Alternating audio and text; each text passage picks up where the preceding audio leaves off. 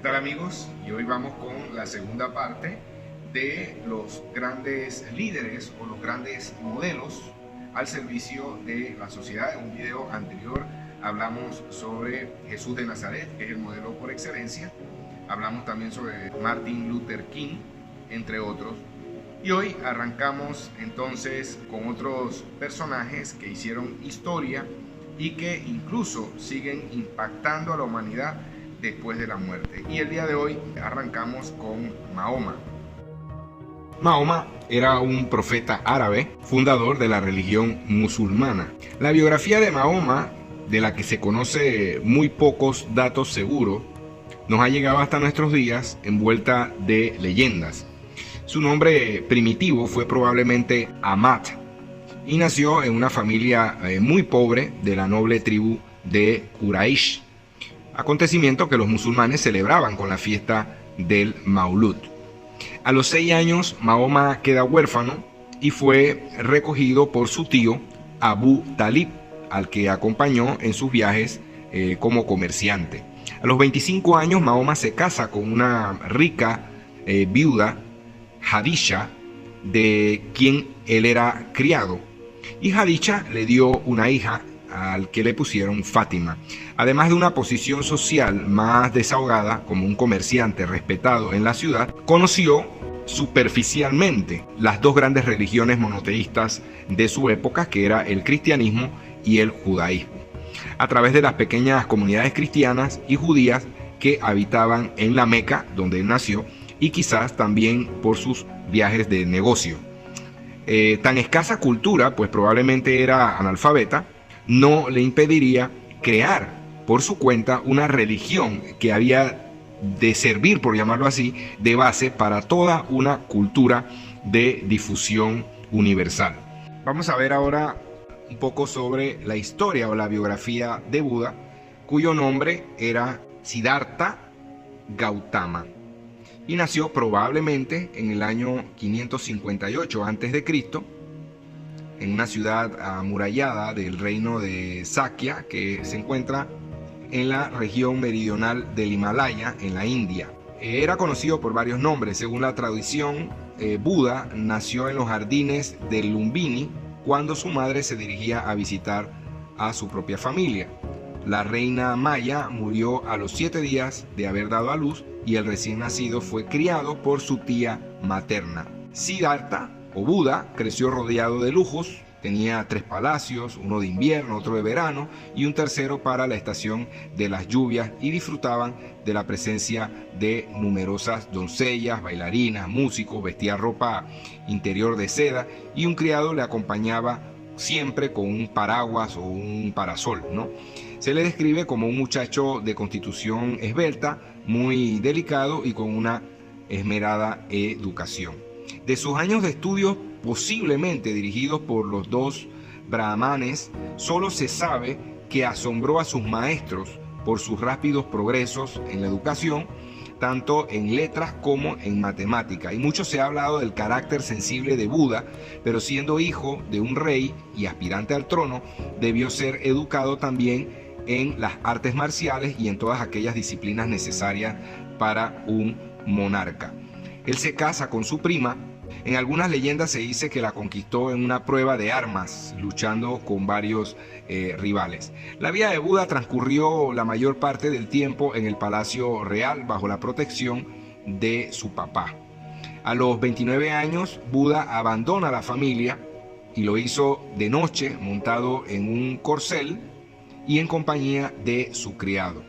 Su meta era Magadha, un estado floreciente del sur, donde se estaba produciendo bastante cambios culturales y filosóficos. Es posible que también eligiera ese reino a unos 10 días de camino desde donde estaba, para evitar la posibilidad de que su padre exigiera que regresara o fuera repatriado. Una vez en Rajagá, que era la capital de Magadha, Buda andaba mendigando y llamó la atención del rey Bimbisara. Un rey acompañado por su séquito fue a visitarlo entonces, donde él practicaba la meditación, que era un monte llamado Pandava, Y según cuenta la tradición, el rey le ofreció muchísimas riquezas, que dejara todo y que deseara aceptar ponerse al mando de sus batallones de elefantes y de sus tropas élite. Buda informó al rey de su origen noble y el propósito de su estancia en ese lugar. Siguió con su objetivo, recibió la iluminación y empieza a predicar. Esta predicación duró alrededor de 45 años, visitó muchas veces su ciudad natal y recorrió otras ciudades, levantándose cada día al amanecer y recorriendo entre 25 y 30 kilómetros por jornada, enseñando a todo el mundo sin esperar recompensa ni distinción alguna. No era un agitador, jamás fue molestado por las autoridades a los que él se oponía, ni por gobernantes de la época. La gente, atraída por su fama y persuadida por su santidad, salían a recibirle y se agolpaban a su paso y sembraban camino de flores. Ahora veremos quién fue Juan Pablo II. Juan Pablo II, su nombre Karol Wojtyła, fue un papa que hizo historia. Se convirtió en el papa número 263. Eso fue en 1978. Juan Pablo marcó un antes y un después en la historia porque contribuyó a la caída del comunismo. Es el primer papa eslavo de la historia.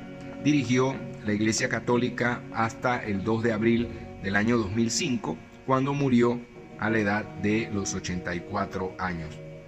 Karol Wojtyła, o Juan Pablo II, nació en 1920 cerca de Cracovia, en Polonia, en una familia bastante modesta. Perdió a su madre cuando tenía 9 años y 3 años más tarde perdió a su hermano mayor en una epidemia en 1932. Trabajó en una mina mientras seguía sus estudios secundarios y de la universidad. Después, en la Segunda Guerra Mundial, formó parte de un grupo de teatro clandestino y terminó estudiando para sacerdote y fue ordenado en el año 1946. Fue profesor de teología, se convirtió en obispo, participó entonces en el Concilio Vaticano II y fue nombrado cardenal. Durante su pontificado se dedicó a viajar por todo el mundo y realizó un centenar de desplazamientos al extranjero. Tuvo un papel muy importante en el desmoronamiento de los regímenes comunistas de la Europa del Este a finales de los años 80. Trabajó en la reorganización de la Iglesia después de las reformas que se iniciaron con el Concilio Vaticano II, y escribió 14 encíclicas, de las que 3 trataban sobre cuestiones socioeconómicas. La paz, los acuerdos internacionales, sobre todo en las crisis y los conflictos de Oriente y del Golfo, la defensa de los derechos del hombre, la reconciliación entre las religiones y la solidaridad entre el norte y el sur prácticamente centraron toda su labor y su mensaje apostólico. También mostró un firme compromiso con la reafirmación de los principios tradicionales de la Iglesia Católica en el terreno de la moral sexual, la lucha contra el aborto y el rechazo a los métodos anticonceptivos. Papa Juan Pablo II, en el año 1981, allí mismito en la Plaza de San Pedro en Roma, sufrió un atentado y fue gravemente herido por un turco que Juan Pablo después perdonó. Pero después de los años 90 empiezan a salir una serie de problemas de salud, como el Parkinson, que fue lo que lo desmejoró, y el proceso de beatificación. Cuando él fallece, fue abierto 2 meses después, y un plazo muy breve decidido por el Papa que lo reemplaza, que fue Benedicto XVI, en respuesta a las manifestaciones de devoción mostradas durante los funerales del Papa Juan Pablo II. Ahora vamos con Rigoberta Menchú Tum, que es una líder indígena y activista guatemalteca, miembro del grupo Maya Quiché, defensora de los derechos humanos, embajadora de buena voluntad de la UNESCO, ganadora del Premio Nobel de la Paz en 1992 y el Premio Príncipe de Asturias de Cooperación Internacional en 1998. Rigoberta se ha destacado por su liderazgo al frente de las luchas sociales en el ámbito nacional e internacional. El 12 de febrero del año 2007 anunció que se postularía en las elecciones presidenciales de Guatemala por una coalición de partidos políticos y quedó en quinto lugar. Luego, en el 2011, el partido indígena WINAC, junto a otros partidos, la proclamó como candidata para la presidencia en ese año 2011 en la ciudad de Uspantán. Rigoberta desde muy joven se involucró en las luchas reivindicativas de los pueblos indígenas y campesinos, lo que le valió mucha persecución política y el exilio. En el año 1978 fue miembro fundadora del Comité de Unidad Campesina y de la representación unitaria de la oposición guatemalteca, de la que formó parte hasta 1992. Miembros de su familia, incluida su madre, fueron torturados, asesinados por militares o por la policía paralela de los escuadrones de la muerte en Guatemala.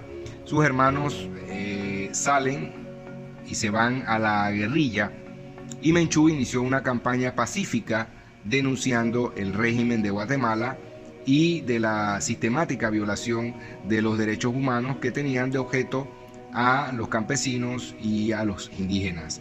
Ella personificaba el sufrimiento de su pueblo con notable dignidad e inteligencia, añadiéndole una dimensión de denunciar la situación de la mujer en Hispanoamérica.